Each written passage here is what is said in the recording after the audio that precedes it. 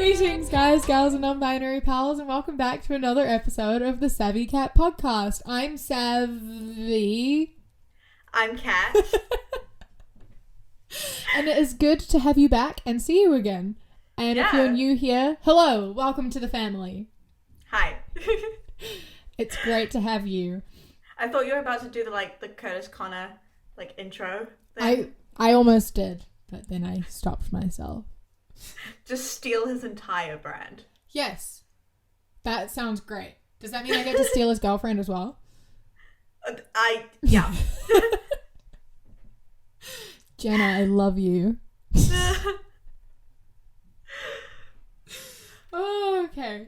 Today's agenda is fetish. Yes. Yeah. Fetishization. You good? I like that you were mocking me for not being able to say it. And then in turn, you can't say it. Fetishization. Particularly of the gay community. Yes. Yeah. What a big topic this is. Very big. Very... I was gonna say very broad, and then I started fetishizing the word broad, and I was like, I shouldn't use that word.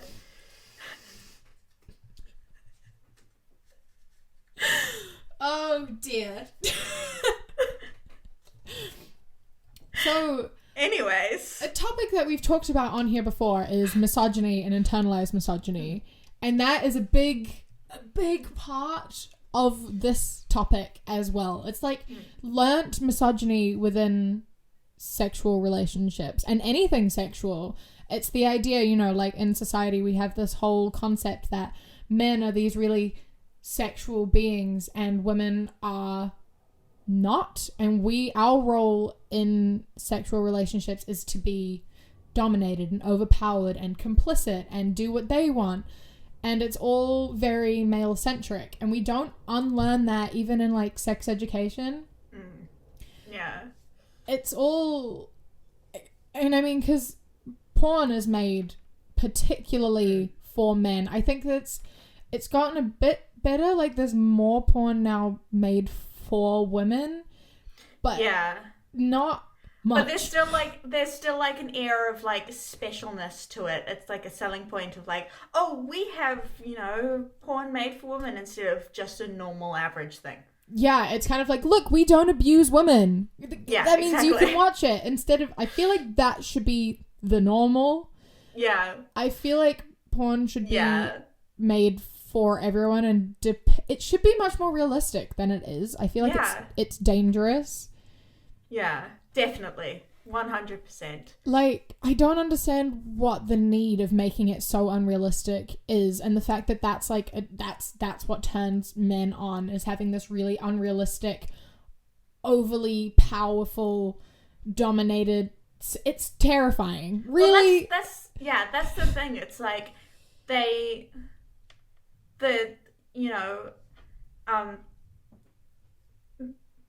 men that have that toxic masculinity of, I need to be powerful and I need to overpower and I need to be dominant and I need to take control. It's almost like they need to, it's almost like, it sounds weird. It's it hasn't, but it's more culturally taboo to do it, which is, it should be you shouldn't do that. But with porn, it's almost it's accepted there, it's okay there, so they feel enabled almost to do it. It's encouraging them to have that mindset, so they don't feel like they need to reflect on the issues that they have. Yeah. Or reflect on the, toxicness of their behavior, because it is just such a normal, casual thing to them. Yeah. And the problem is that porn is really, you're not meant to watch it unless you're over 18. Yeah. But it's getting younger. A lot of boys start watching porn when they're 12, I think. Yeah. And like another thing within porn is there's like a lack of consent and showing consent. Definitely. And there is like, you know, as we were saying, like the sort of women are treated really badly a lot of the time, and it is very, very male centric. Like there's all this sort of like if it's consensual in your own relationship, that's sort of fine. Like, but it's very, very male centric, and there's very, very little consent made in those things. And when children are watching it, it's sort of teaching them that that's what sex is. And you don't learn in school really that that's not accurate. They say porn isn't real, and that's about as in depth as you go into it. And you don't ever learn about pleasure or anything like that. And like sex is a two-way thing. There's no other way around it. It's both people are just as important and just as equal and need the same level of communication. They also don't show communication. Like, no, they don't. A lot of things in porn, it's like, even if it's like, I don't know, even if it's like more than two people, or like, or if it's like anything, usually they like act out, you know, we make jokes about like how porn's like terrible acting, blah, blah, blah. But like a lot of those situations, like the acting is someone either tricking someone into doing something, or it's like blackmailing someone to do something, or, you know, it's a lot of that I want you to do something for me kind of thing, instead of why don't we both, you know? Yeah. That's very true, actually. It's like, it's sort of like you owe me sort of culture. And it contributes to rape culture because it's like, well, I did this for you, so you have to have sex with me now, which isn't how... Yeah. Can you hear that? Yeah. Oh my god, that's loud. Hello? Oh my god. Just a reference, they weren't doing that like 10 minutes early. There's a plane. I know. Why? I'm the one that lives next to an airport. I live kind of close to the airport. No. Yeah. No, I don't know. It's in London. Everything feels far away. I live extremely close to the airport. You do. We walked to the airport with that heavy bag at like 6 a.m. We did. Anyway, back to porn. To the top. Yes.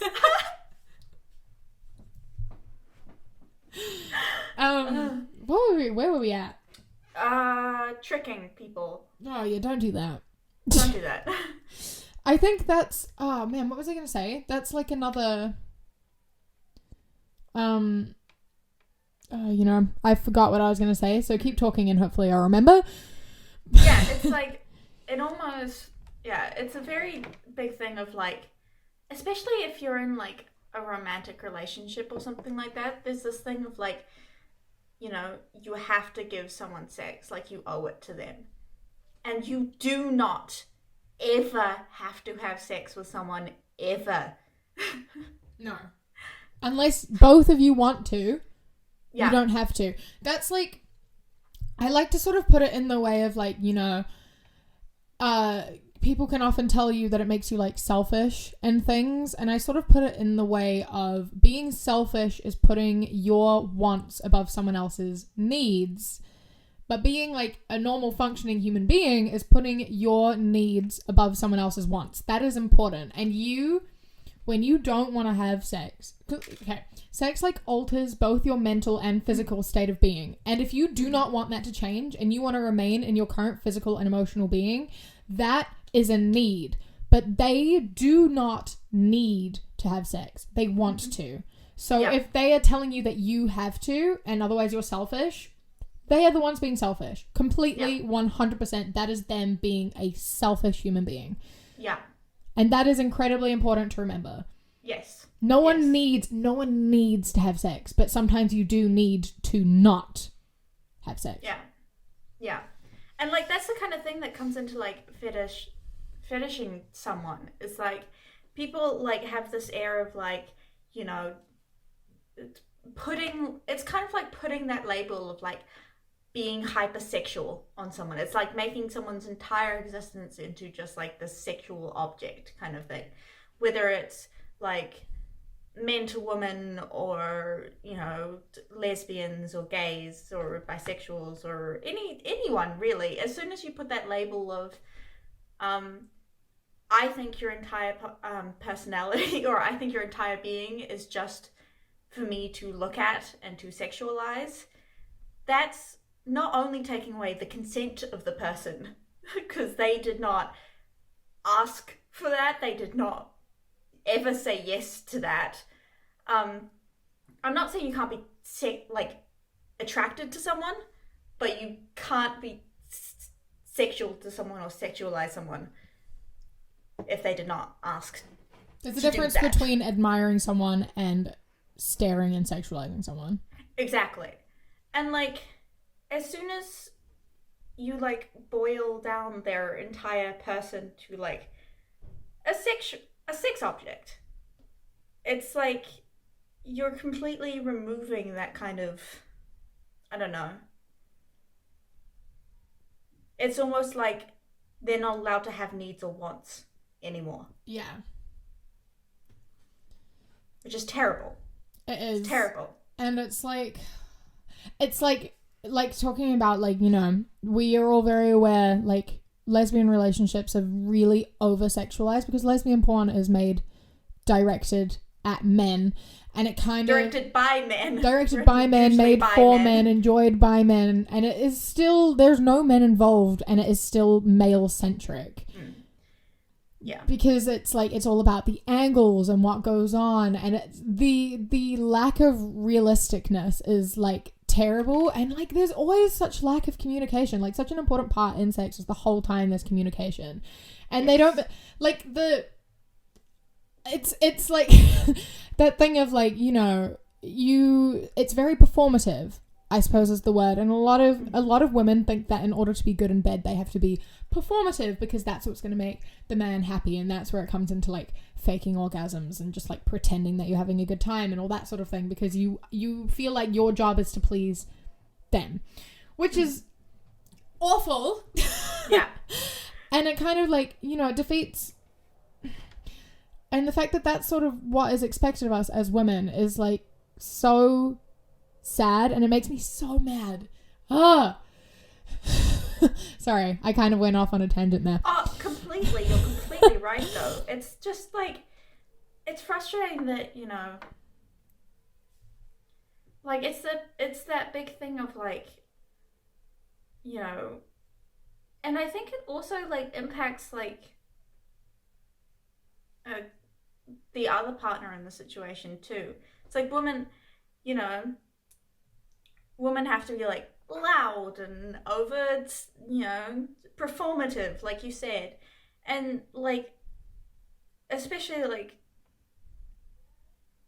men, it's it's almost they don't get to, they have to play that kind of powerful, dominant role. They're expected to do that.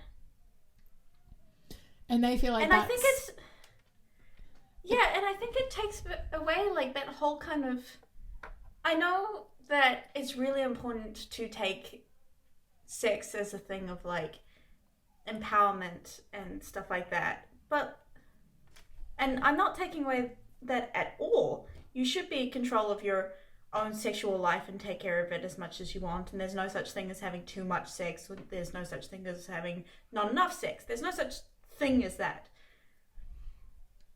At the same time, you don't have to have power dynamics in sex between either partner. No, it's all up to what you both want, and having that communication and understanding. You can obviously having power dynamics and things BDSM and all that sort of thing is totally valid, but you have to also understand 100%. That it is okay for women to have more power than men, and that's nothing to be ashamed of on the man's behalf, and it's nothing to be. It's this interesting thing of powerful women are also very fetishized. Oh, absolutely. Absolutely. like, I understand that, like, you can be turned on by different things, and you can be into different things, and some men like to be submissive, just like some women like to be submissive, but the fact is that when you see a powerful woman, a lot of people instantly will be like, oh, I bet you're fun in bed. Yeah. And, like, that sort of thing is, like, oh, it's so frustrating, because, like, we're always diminished into being objects and sex. Just like there's a powerful woman and it's like, oh, I was gonna say like, yeah, something like daddy, but they wouldn't call a woman daddy. But mummy is also not. No, that sounds weird. Sounds so gross. It's usually mistress, I guess. Yeah, I guess so. In the sex world, it's mistress, a powerful woman. But like, also there's that thing of like, oftentimes powerful women in real life are more submissive because it like is giving the control to someone else, and then more submissive women in real life can often be quite powerful in the bedroom, which I think is really interesting and something that's not talked about very much. Yeah. Anyway, like, sex is somewhere where you're supposed to feel like safe. Yeah, you know? Exactly. And feeling like you don't have control over that situation and that you don't have a voice in that and within your relationship is like really terrible. And I feel like a lot of people, like Kat was saying, like in relationships, you know, you sort of feel like it's your duty and your job to like please your partner, because that's sort of what we learn in a way. Like we sort of learn that we are submissive to men and we have to like serve them. Or even like, you know, men are told like they have to, you know, want sex and, you know, blah blah blah. It's like, you don't have to do that. You don't have to want sex or have sex ever in your life. Like, you can not have sexual encounters if you don't want it. Ever. Even if you're married, even if you're in a long-term relationship, even if you're in any situation ever, you don't have to have sex. Yeah, and I think that that's an overlooked thing, right? With like, particularly with people who are like saving sex for marriage and things, you have to understand that like to be in a successful relationship, I think it's important to have matched sex drives. Definitely. Because otherwise there's going to be like this terrible sort of power dynamic and this like guilt and this... Yeah. Like, sex isn't everything in a relationship, but it is important, and not necessarily like sex itself, but just that communication and wanting similar things. Like if you... There needs to be an understanding and a mutual sort of agreement and communication at all times. And if you both are on completely different pages, it's gonna really affect the relationship. Definitely. And it also like could end up with someone feeling guilty or uncomfortable and just sort of not being into it. And I feel like in order to have enjoyable sex, you need to both be into it. Yeah. And like, I think that's the thing that like the whole thing of like, especially like, I don't know, the thing with fetishization in the LGBT community, or also like, you know, between men and women, or even like between like people of color, like, you know, races. Oh my god, like interracial sort of shit. Oh my god. It's like, can I just say, as like I'm a huge K-pop fan, you know, and the hypersexualization and fetishization that goes on in that community drives me up the fucking wall. God. There's even names for it and shit. Like people who are like strictly attracted to Asians, and it's Korea boos. So gross. Fucking. Oh, it makes me like. Yeah. You're allowed to type, but like, just fetishizing an entire race is disgusting. Especially like because like, you know, I don't know. It's like people like write like. I know that like young teenage girls and stuff like that like to write like fan fiction and stuff about adults, you know, and it's wrong, and I fully admit to me once doing that in my past. I don't know what you're talking about. I never no me no. And I understand, and I understand that was wrong with me. From me, that was something that I did wrong and I regret, and you know, I am so glad that I have moved past that. Because wait, hold on. Okay, so, After? Yes. How does Harry Styles feel about that? He probably, unfortunately, is very used to it. The fact that, but she's making, it's a movie. Did you know that in, Euphoria, which is a very popular TV show, there is a cartoon sex scene between Harry Styles and Louis. People make money off of just what? Oh, I feel so uncomfortable. They should at least get paid for that. There was a huge uproar about it, but it's still on air, so. Oh, that makes me mad. Bunch of people still thought that was okay. Celebrities are people too. Don't sexualize them. As I said, I admit to doing it when I was younger because I it wasn't an intentional thing of me objectifying them, but that is what it is. No, of course not. Yeah. I think with writing fanfic, a lot of the time, at least for, I would imagine, both me and Kat, it's this thing of imagining a hypothetical relationship that we wanted, and we happened to have inspiration from these celebrities, so we used them in place of a different character. Yeah. I know, at least for me, it wasn't this person I really want to be in a relationship with. It was, I want a relationship. And this person is the character. Yeah. Yeah. So that's sort of, which is wrong. You should use fake people. Yes. It's okay to sexualize fake people. In a way, it depends how you're doing it. We're talking about in porn, right? You don't want to do it in a rape culture-y way. No. Yeah. If you're writing one thing that I've never liked about fanfiction is that gross. I know, and I've seen it in the fanfiction community. People write rape fics. Oh, I know. All the time. I know. It is not okay. Do not do that, please. And and we were talking about this earlier today, the power dynamic between celebrities and fans. Yeah, exactly. It's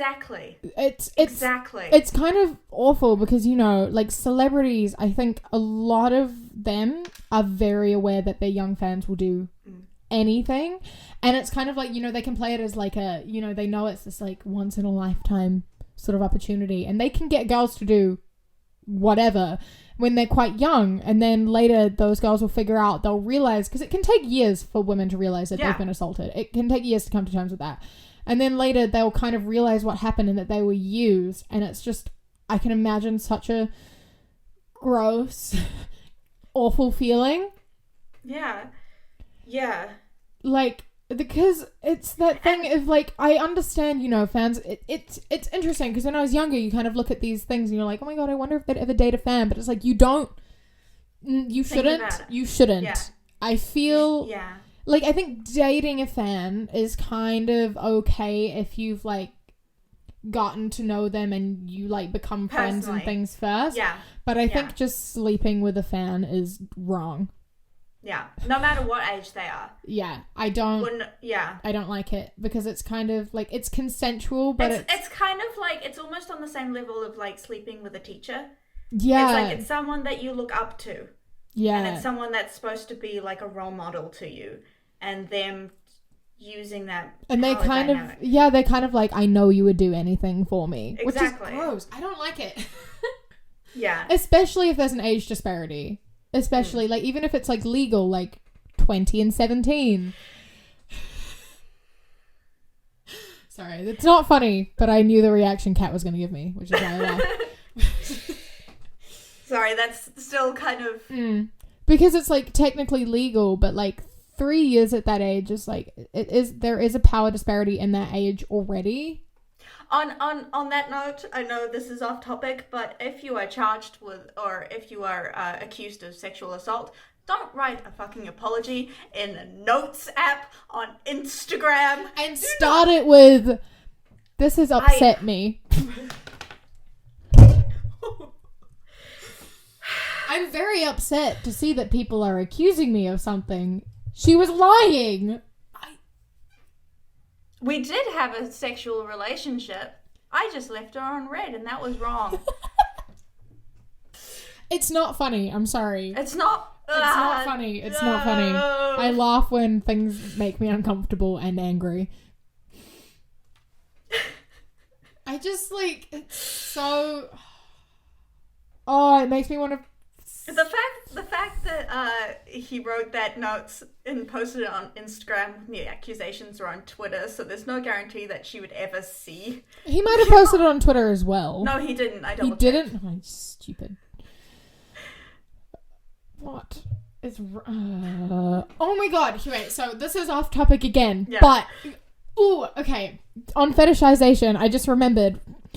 The other day, there was like that drama with 5 Sauce. So I googled 5 Sauce, and the first thing that came up was the Daily Mail. Luke Hemmings reveals that his girlfriend is bisexual. I'm like, who? Why is that the number 1 article? Why? Can I just say the fact that they said, and I said this to you, the fact that they said Luke Hemmings says that his girlfriend is bisexual instead of Sierra, a singer, and her own person comes out as bisexual. It's just so and all, yeah, he doesn't own her. And also, like, how do you write an entire article on that, and why is that important?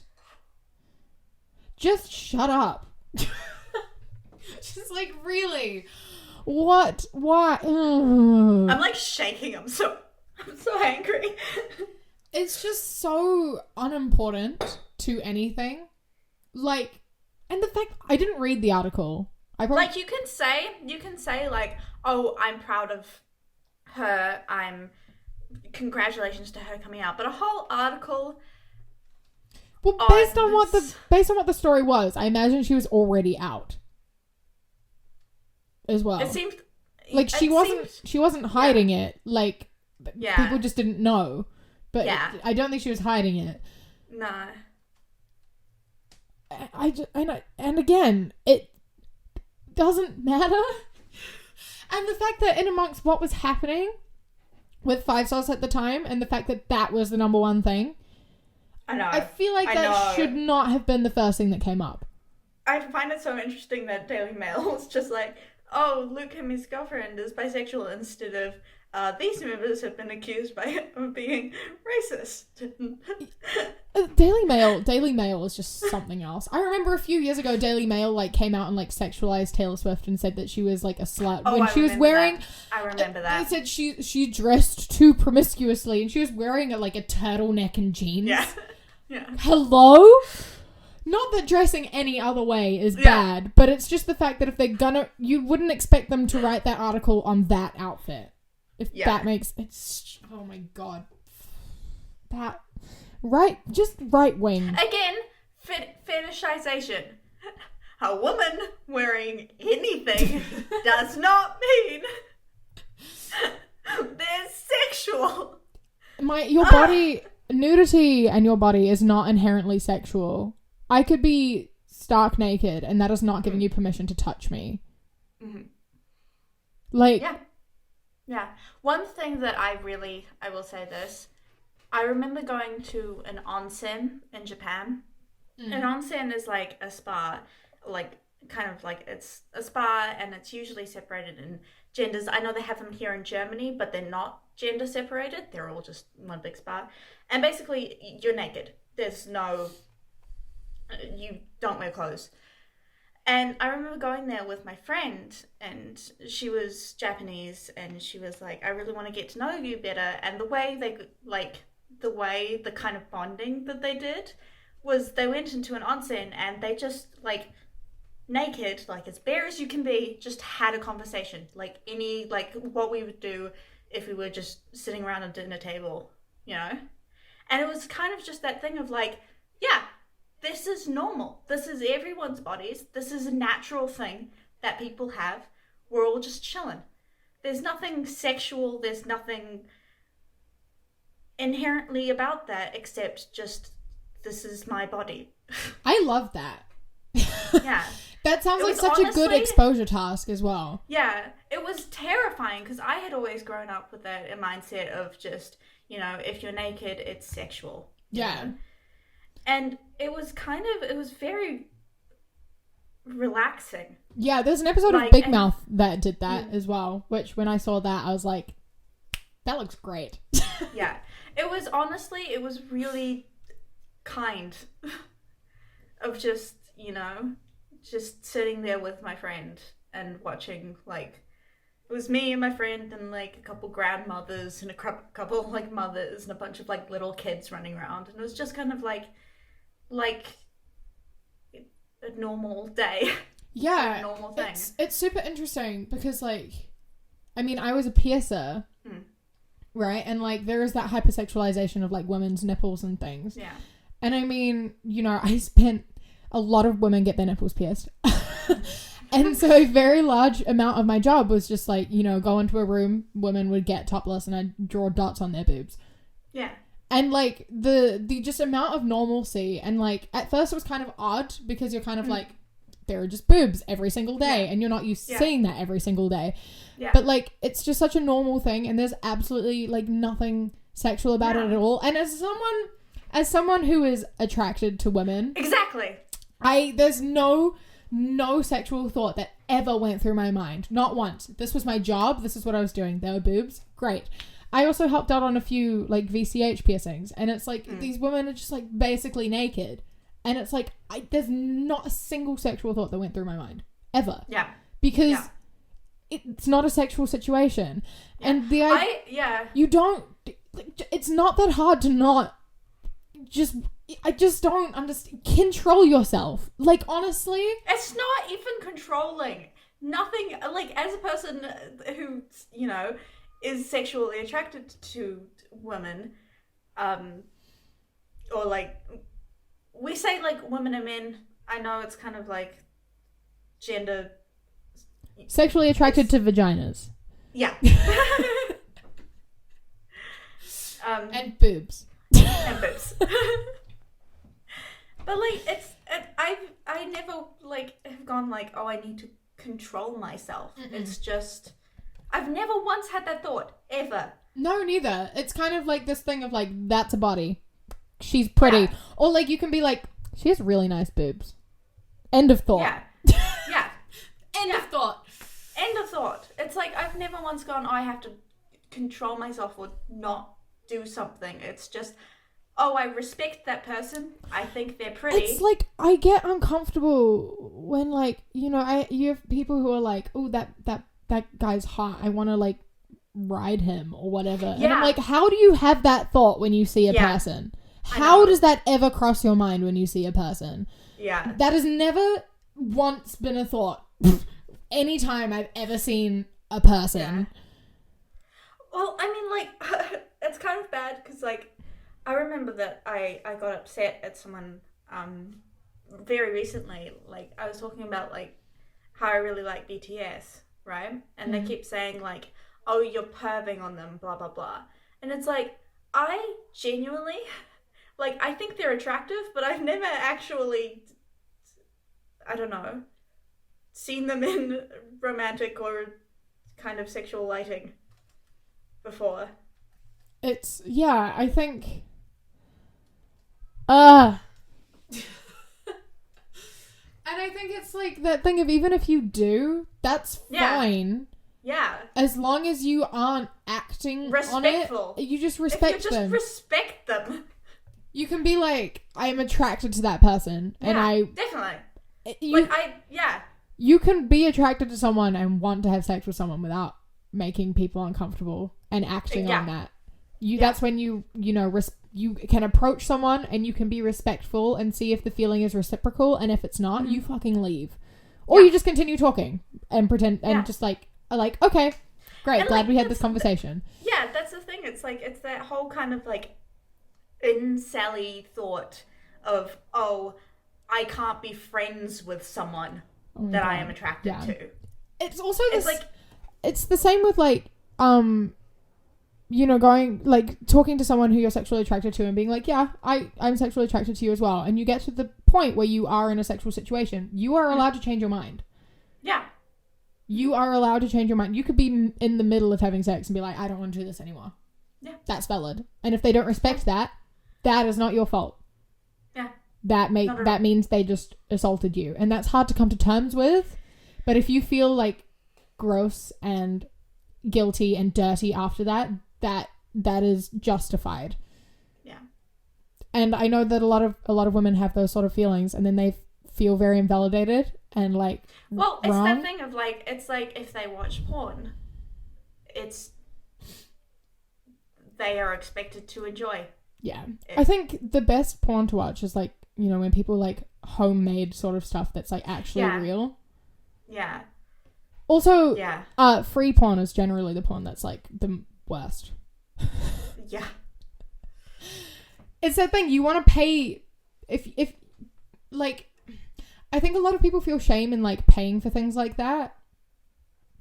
And I feel like it needs to be normalized. Like I love George, right? But like I was watching his video on sort of Belle Delphine, and he's like, you know, if you pay for OnlyFans, you're a loser. I'm like, no, you're not. Yeah. Pay for your porn. Pay sex workers. Like I admire sex workers so much, especially at a time like this. You know, people are so quick to like be like, women make quick, easy cash on OnlyFans. So blah, blah. I'm like, yeah, well, you're paying for it. So yeah. They're like, no, I'm not. Like, only losers pay for OnlyFans. I'm like, well, at least they're paying for their content, because like the sex workers. Well, I mean, yeah, it's like I don't know. You pay to see a movie. Yeah. Netflix subscription. Yeah, it's just like that. You know? And I mean, if you know you're getting like ethical content, like Pornhub, a lot of what's on there is gross. And some of I just don't want to support that company because it's gross. And there's like, you know, there's so many other alternatives, and yeah, you have to pay for it, but it's in terms of it's not expensive, and you're paying for like something that's ethical and isn't abusing and fetishizing women, because so many women are treated so poorly. And a lot of what's on Pornhub is underage or non-consensual. Yeah. And like dubbed over sometimes. Women like scream in pain and they dub over it with moaning sounds, which is makes me so uncomfortable. And there's so much shit that's like teenagers, like teen. And I'm just why that's another podcast topic, like pedophile culture. I could maps. And just the fact that like we live in such a like a world where women are expected to like infantilize. That's the word I'm looking for. That is a whole other topic. We're running out of time, but we're going to talk about that. Yes. Because oh my god. But in short, right, like, but on that, like, that end topic, like, respect sex workers. And don't shame people who use sex workers, like, people who pay for prostitutes and, like, go to strip clubs and things, as long as they're being respectful.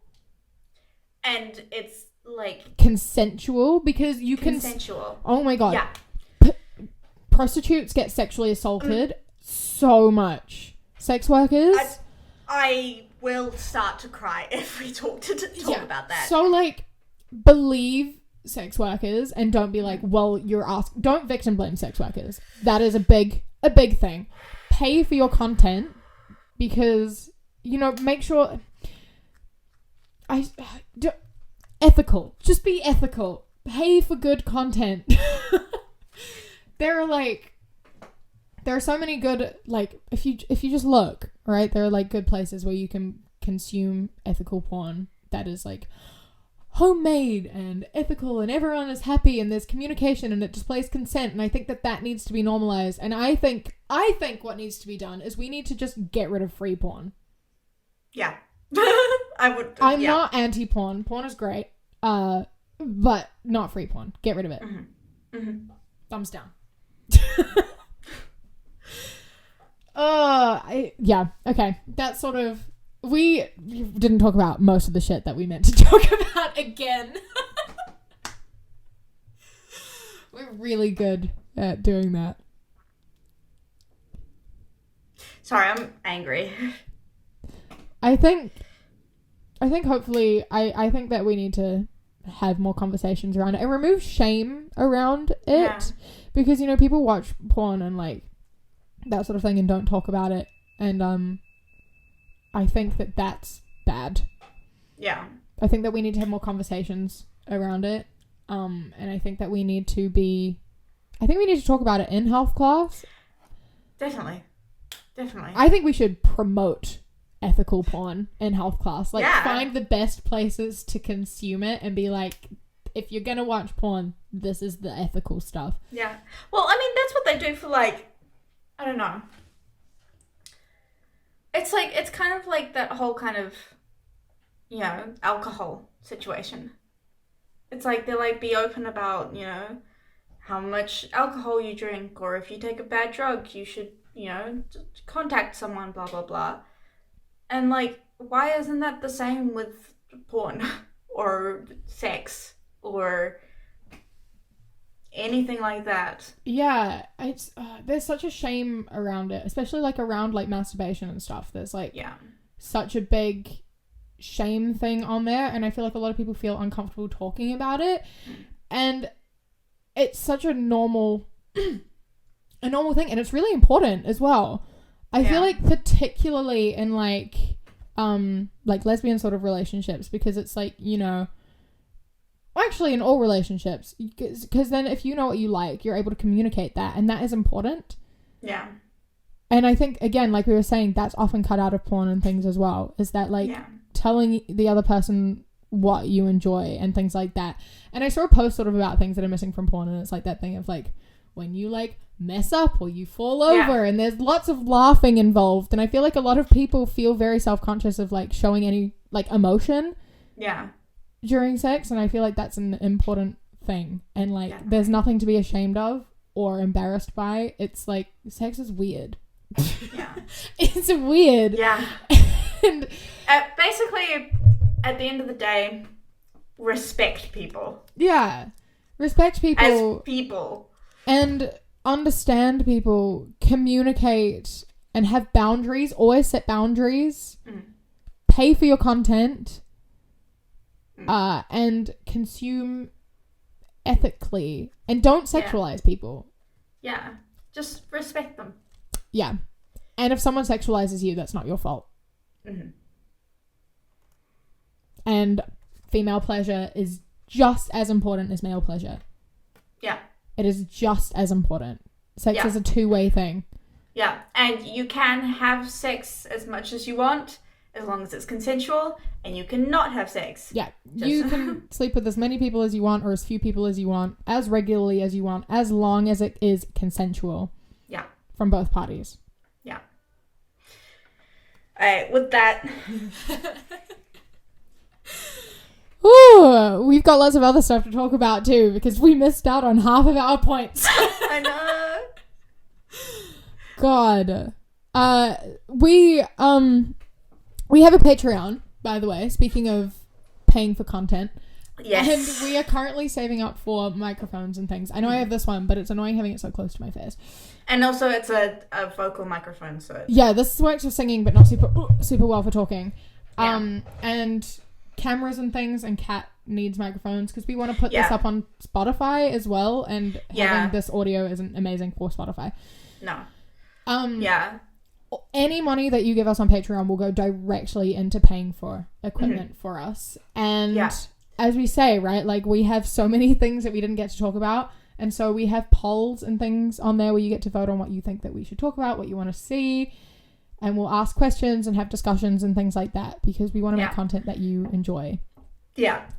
And, like, we are eternally grateful to Amy and Iz, who are our Patreons at the moment, because they are amazing. Absolutely incredible. We super, like, actually appreciate it so much. Like, this has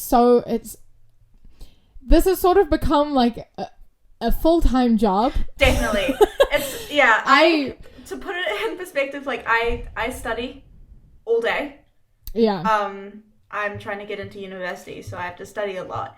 But I still spend 8 to 9 hours doing YouTube stuff.